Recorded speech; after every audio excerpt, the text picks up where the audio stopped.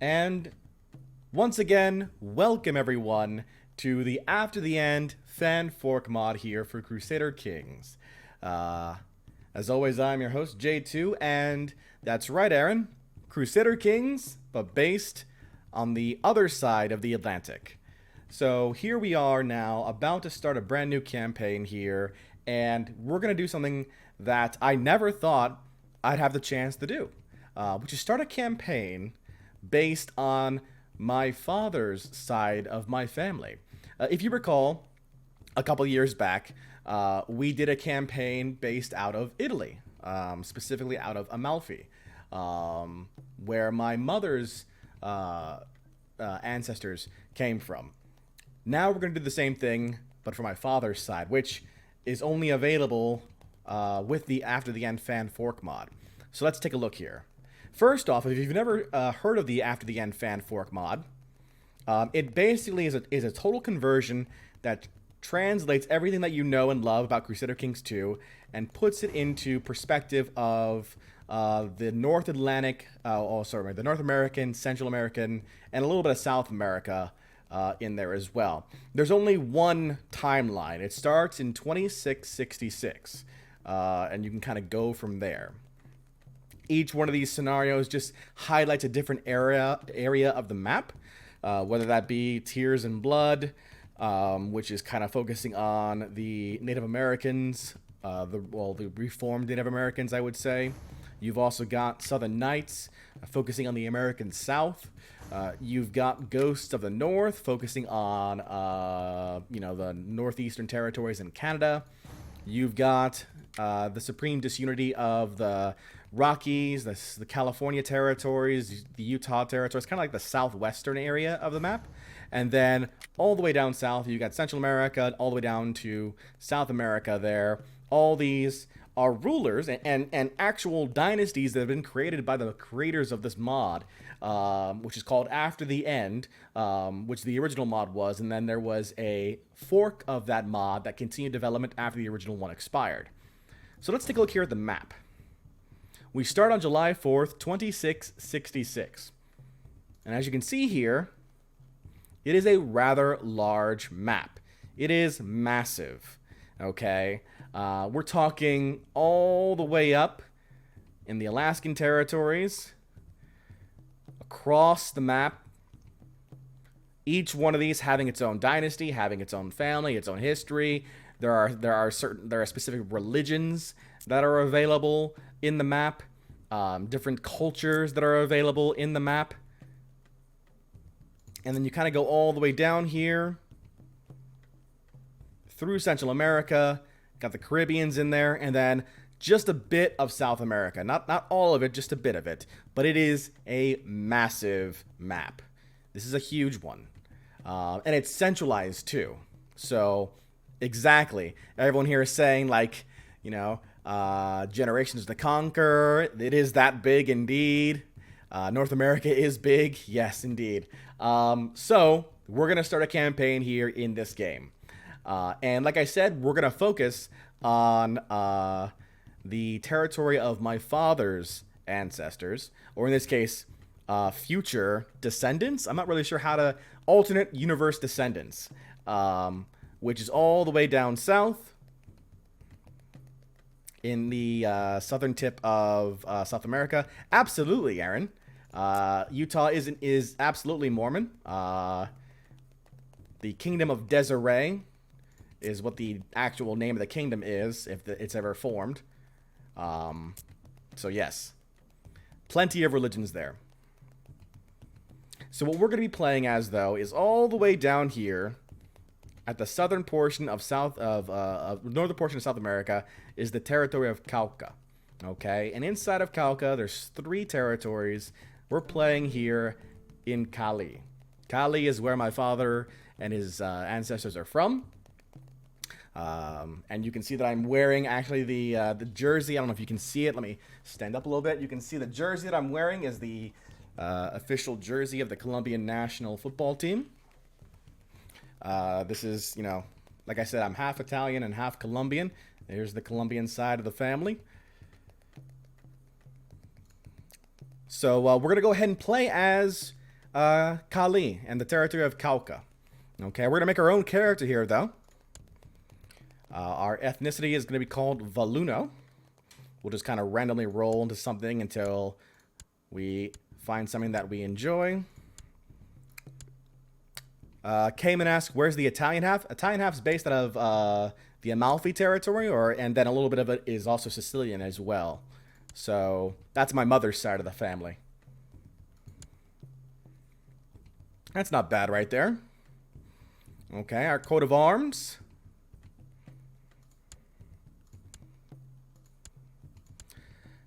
Oh, I'm sure, Dizzy, the Brazilians are going to be a blast to deal with. They act very similar in this capacity as the Chinese Empire does in Jade Dragon. So I'm going to go with a red and yellow, just like you see right here. I had to double check just to make sure. Don't judge me. Emblems. I don't like the fact that the emblems are in alternate slots. Your autocorrect is drunk? That's not good. Okay. I think it's fine. It's a good emblem. Let's see. Giovanni Reyes. Camilo Reyes. Camilo Vega. Daiber Zulaga. Augustin Ramos. Jameson Lobo. Victor Sierra.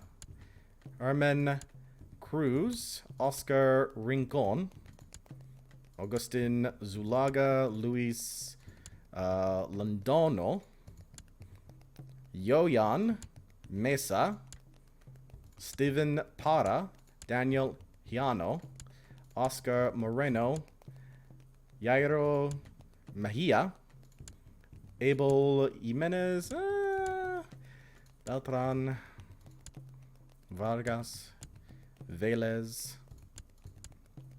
Guzman. I'm gonna go with Castillo, sure.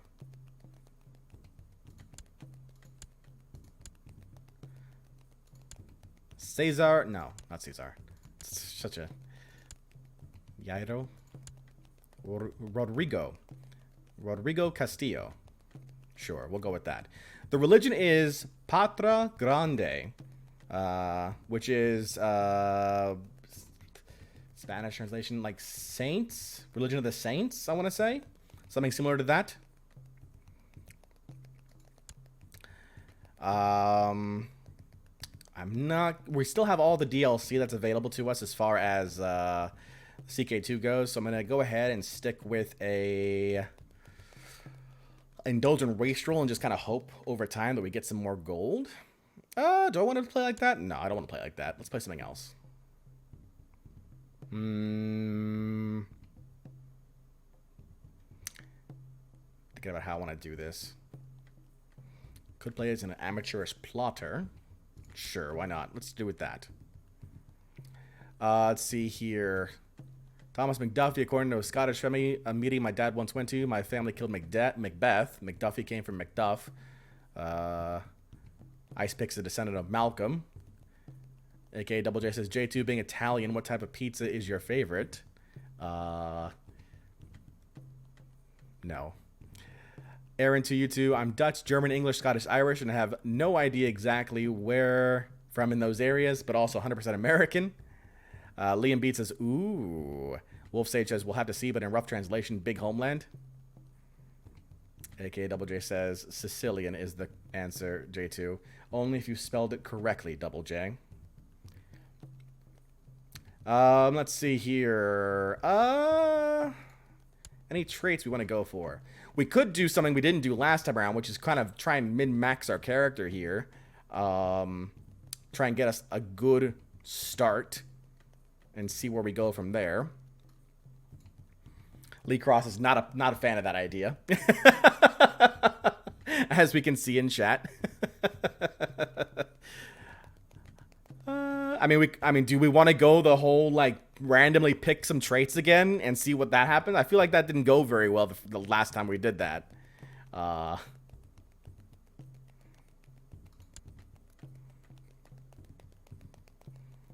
Sons and daughters. I mean, we could just leave it as it is. Go blank traits. and then see what traits kind of pop up over time. We could do it that way. You know, absolutely blank.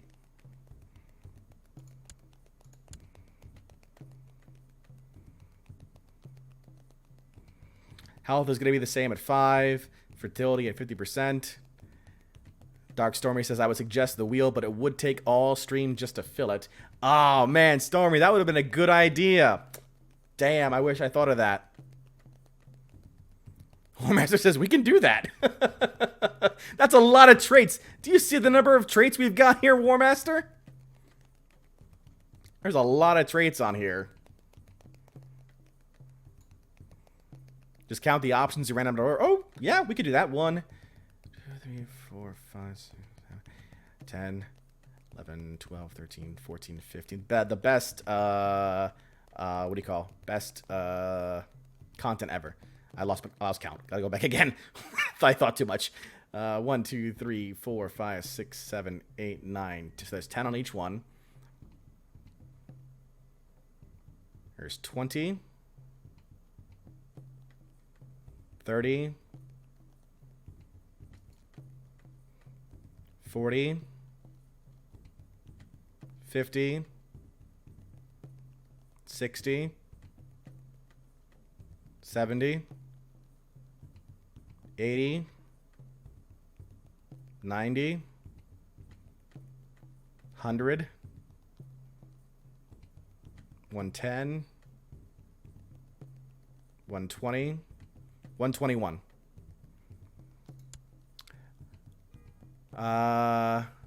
Wex says, welcome to Counting with John, kids.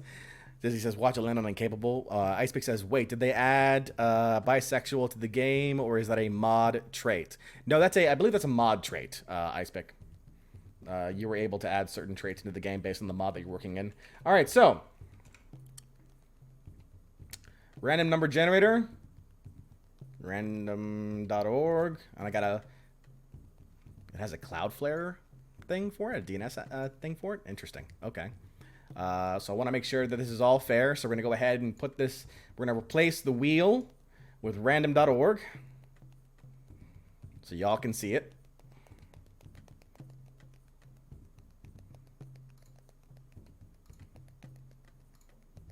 There you go. Random org, and we're going to zoom in. Cool. All right, so rules. No more than 6 traits. No more than 6 traits and or 30 years of age. Okay, that's the rule. The first trait. 69. Of course it'd be that number. No, I'm not going to do it. Let's see here. 69. 10. Wait, hold on. 20. 30.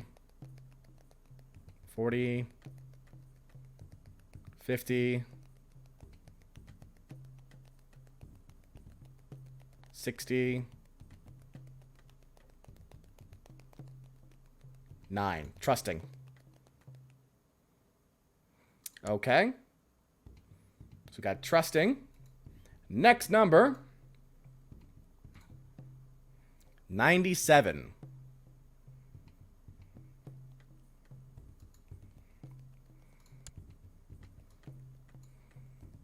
10. 20. 30. I lost it. This is the best content ever. 10. Count it with me. 20. 30. 40. 50. 60. 70. 80. 90. 92, 93, 94, 95, 96, 97. Gladiator. We are a gladiator. Which mod is this? Leash Lord. This is the After the End fan fork mod. All right, trade number 3. 112. Why are they so high? Why? Why are you picking all the high numbers, game? 10. 20. 30. 40. 50. 60. 70. 80. 90. 100. 110. 111. 112. Voyager. This character is a Voyager. A skilled contractor for transporting furs and goods. Canoes down the river.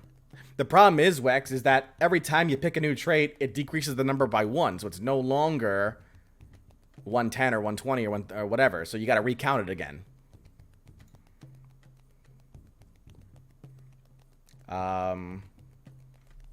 If you close your eyes, it sounds like you're listening to lottery numbers. And the first number, 14. Oh, 8. Okay, that's a good one. Or it could be a very bad one, considering.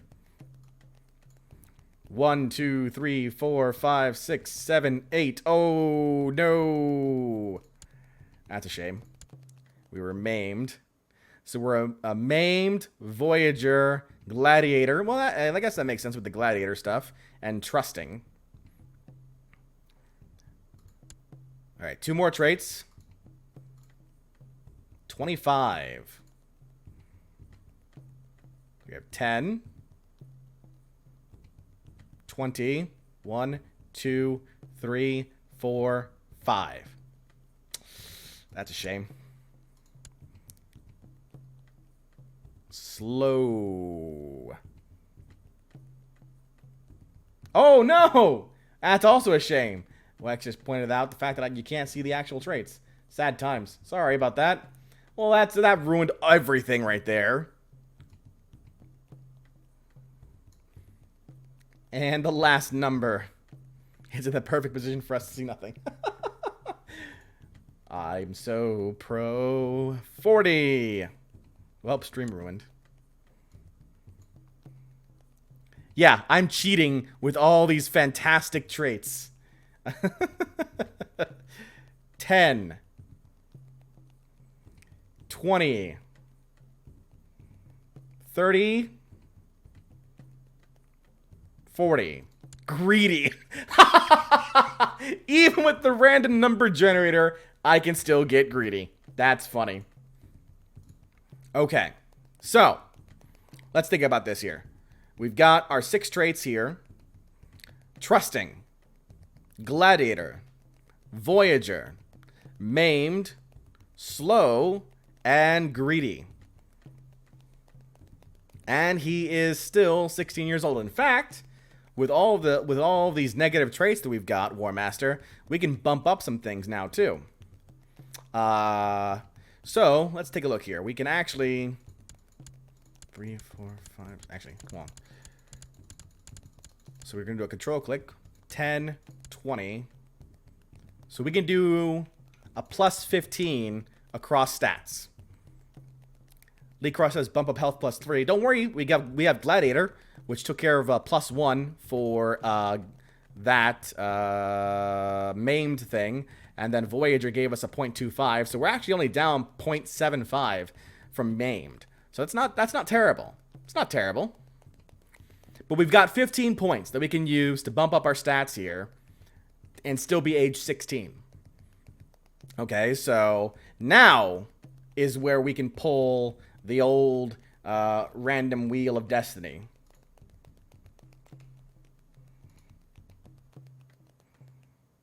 Not bad. Not a bad thing, Stormy. That's actually not a bad way to think about it.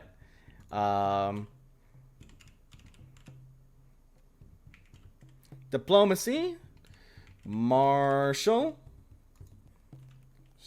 Stewardship. Intrigue. Learning. Okay, so right now,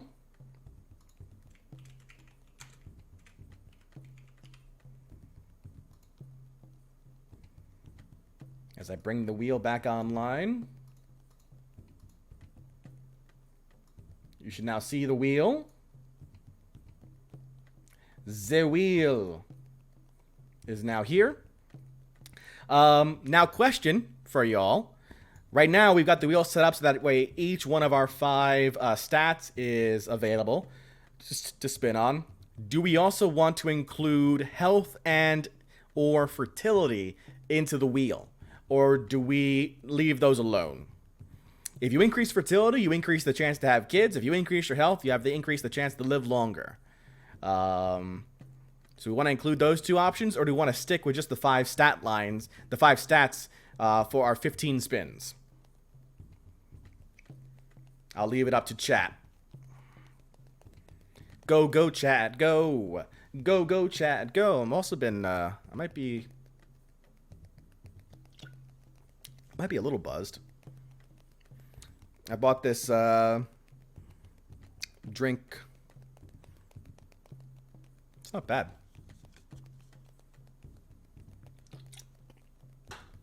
It's barely anything, but it's still something.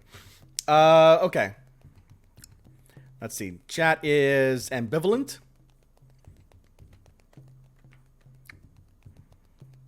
It is a seltzer booster. Yeah. Unsanctioned promotion. Yeah, that's right. They're gonna come after me now, double. Absolutely. Okay. We'll leave it with the stats, the stat line, as is. I'll tell you what. We'll add the HP until we hit to 5.0. Okay. We'll do that. Once we hit 5.0, we'll get rid of the HP option. Okay, so that should be there now. Let's go ahead and spin that wheel. Point number 1 goes to learning. Waste of a point, but a point nonetheless. Spin number 2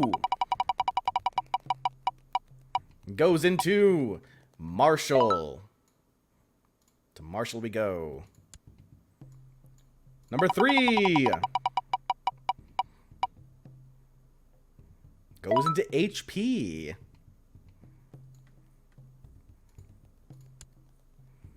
Okay. Point number 4. Back into Marshall. Point number 5. I feel like there should be like music for this. Intrigue. There is music for this. What am I talking about? You can hear it in the background. Point number 6. Some more HP. Point number 7. Bingo. Some more HP. Okay. Point number 8. Learning. Point number 9.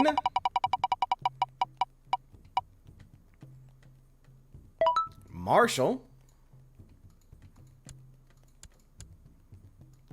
Point number 10. Some more intrigue.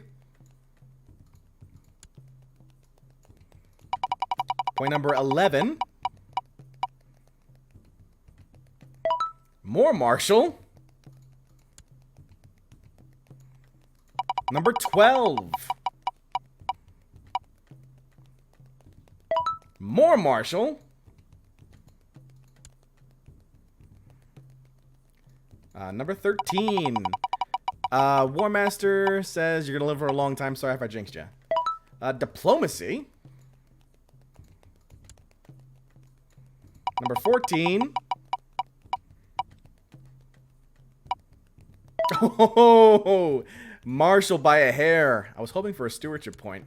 Wait till you guys see the stats now. And number 15. There's the stewardship point. Okay, so our stat line is rough. 3, 12, 1, 5, 0. That's Rodrigo Castillo right there. The High Chief of Cauca.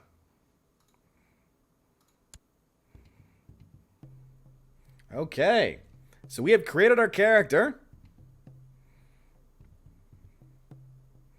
And we'll go ahead and get started here. Wolf Sage says, nothing that some hunting and Satan can't fix. You don't know. You don't know what's in this mod, Wolf Sage. You don't know how the societies go. 12 Marshal, something we can work with, says Stormy. Warmaster says, well, boys, I believe that we all know what that means. Bring out the war drums. Lee Cross says, Stan can fix everything. Okay. Well, let's go ahead and play. That's all fine. Random invasion. How dare you?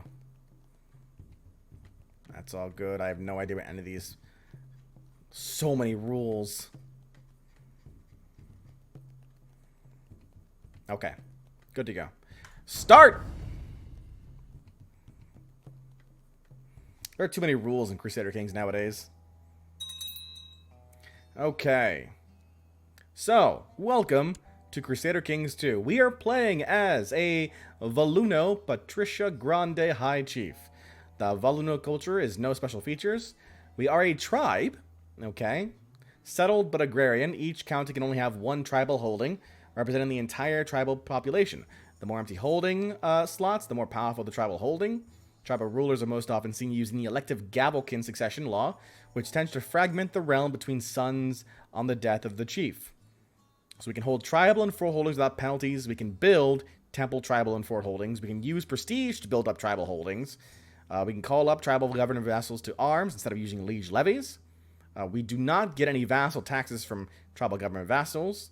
Tribal dynasties can also grow decadent if the religion also allows for, which I don't think this one does. Rulers can raid infidel neighbors for loot. We can go raiding. De jure law effects are ignored. Male rulers can take up to 3 concubines. We can move a capital within the same lifetime every 600 months. We cannot grant kingdoms and empires to characters with a government from a different group. And then we can reform to feudal, Icta, and merchant republic governments. Lee Cross says, hooray, Gavelkind. Aaron2U2 says, you can also get raided. Absolutely. And Dark Stormy Day says, now the raided has become the raider. So what you're saying is, says Lee Cross, Merchant Republic Raider time. The term Patricia Grande, or Great Fatherland, is to its followers both a political ideal and a divine mandate. The adherents of the faith worship the heroes of the past who liberated and ruled the original Patricia Grande. Actually, it's Patria Grande. Patria Grande, not Patricia. Patria Grande. Bringing what they consider to be a golden age. As a result, the faithful aspire to see the legendary homeland unified once more. Their pantheon is made up of proceres, deities originated from the syncretism between the founders of Gran Colombia and several Catholic saints. The Claudio can grant divorces. The Claudio can call for a liberation war. Fleets can navigate major rivers. We can designate any valid offspring as the heir. La Patria Grande is held by a secular ruler and can be destroyed or created normally. Patria Grande rulers can choose from one of 3 patron proceres, which impacts their options for succession. Okay. So let's take a look here. Here we are in Cali.